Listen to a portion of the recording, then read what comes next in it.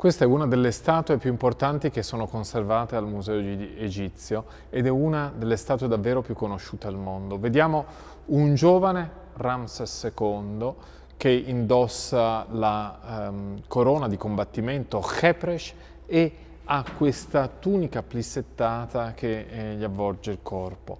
Tiene sulla mano lo scettro e interessante notare come i suoi piedi, in cui indossa i sandali, schiaccino i nemici dell'Egitto. Ci sono i 9 archi che rappresentano i nemici dell'Egitto e vengono schiacciati dal sovrano che siede in trono, e ai lati del trono riconosciamo il segno Sematawi, l'unione del Basso e dell'Alto Egitto, quindi il sovrano dell'Alto e del Basso Egitto sconfigge e domina i nemici. Del resto, come si vede nella parte frontale del piedistallo, in cui questi nemici sono legati e dominati assolutamente dal potere regale del faraone. A chi viene al Museo Egizio a volte sfugge questa statua, sembra forse una statua minore, non viene notata per l'importanza che essa invece ha. Si tratta di una diade, ovvero di una statua di 2 persone. Da una parte c'è Horemheb, in questo momento acefalo, con la moglie Mutnegemet.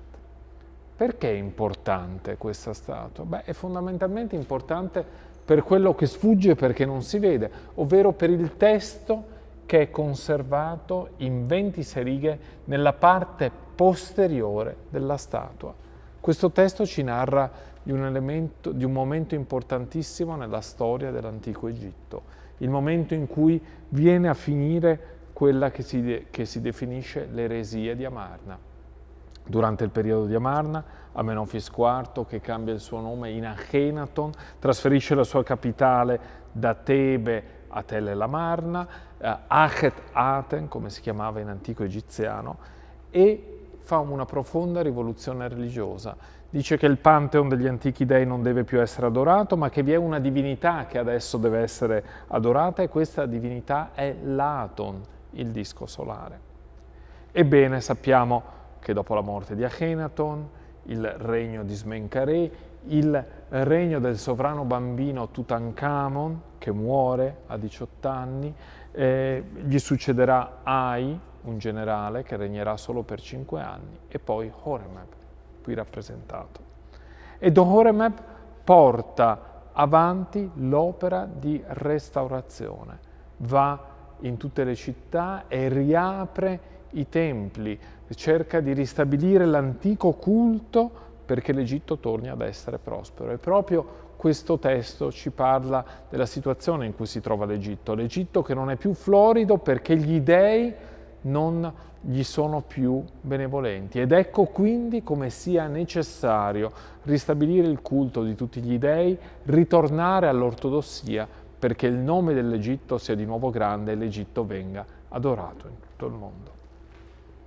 All'interno di questa sala vi sono varie statue importanti e fra tutte colpisce la statua di Seti II, la statua più grande che abbiamo al Museo Egizio. È lunga 5 metri e 16.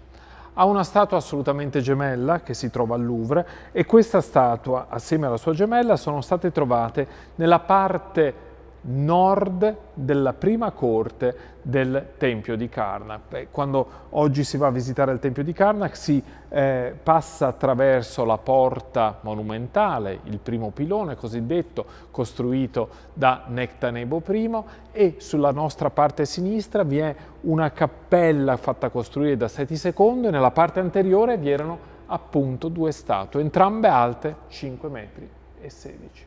Vediamo che il nome di Seti II era scritto qui troviamo ancora Ptah, la parte di Meren Ptah, ma il nome Seti è stato, il nome Set è stato scavato, è stato tolto quasi in un segno di damnatio memoria. Sappiamo che Set era legato con tutto ciò che veniva definito come male, come non ordine, colui che dominava il deserto. Ebbene, cosa ci dice questo testo? Ci dice che il sovrano, cioè il sovrano delle due terre, che è amato da Amon-Ra, signore dei troni delle due terre. La stessa cosa viene ripetuta da ambo i lati. Come ha fatto ad arrivare questa statua monumentale al museo egizio? Beh, è arrivata a Genova e poi è stata trasportata su fusti di cannone fino a Torino. Una volta arrivata qui non vi era una sala che la potesse ospitare e quindi fu ospitata fuori. La statua fu coperta con della paglia per preservarla dalle intemperie dell'inverno, e quando Jean-François Champollion, come abbiamo visto in una delle prime puntate, lo studioso francese, il padre dell'egittologia, che arriva qui per studiare la collezione, vide questa statua fuori, scrisse un pamphlet in cui lui stesso si impersonifica in Seti II, e Seti II scrive al re di Sardegna e gli dice: io, re dei re, mi trovo ora prigioniero in una stalla piemontese, cerca di trovare un luogo adeguato alla mia statura di gran re. Ebbene, andiamo a conoscerne un altro grande re dell'antico Egitto, un'altra statua meravigliosa che è conservata all'interno del nostro museo. Si tratta della statua di Thutmose III, un altro grande sovrano guerriero.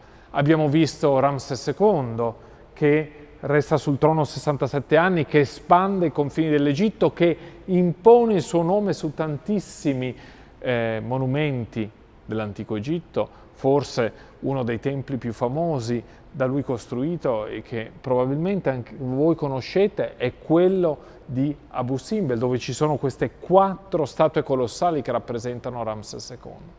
Ma ebbene, prima di lui vi era stato un altro sovrano guerriero molto importante, che è Thutmose III, che espande i confini dell'impero egizio, che arriva nel Levante, arriva al confine con la Turchia, ed eccolo qui rappresentato con le tipiche fattezze faraoniche. Vediamo il busto slanciato, idealizzato, tipico dei faraoni. Vediamo che ha la corona Nemes e al centro della corona vi è l'ureo o il cobra, simbolo della regalità. Vediamo anche che fra le gambe ha una coda, la coda di toro, perché il toro è perché uno dei suoi epiteti è Ka-Nechet, ovvero toro potente, toro forte, colui che con la sua potenza riesce a dominare l'Egitto, riesce a garantire Ma'at e a rendere sicuro l'Egitto. Vediamo poi ai lati i suoi nomi: Nesubitico, il sovrano dell'Alto e del Basso Egitto, con il nome del sovrano, e poi di nuovo, come avevamo visto nella statua di Seti II, Meri Imen-Ra Neb-Nesu Tawi Neb-Pet, amato da Amon-Ra, signore dei troni delle due terre, signore del cielo, e poi di Ankh-Jet, dotato di vita per sempre.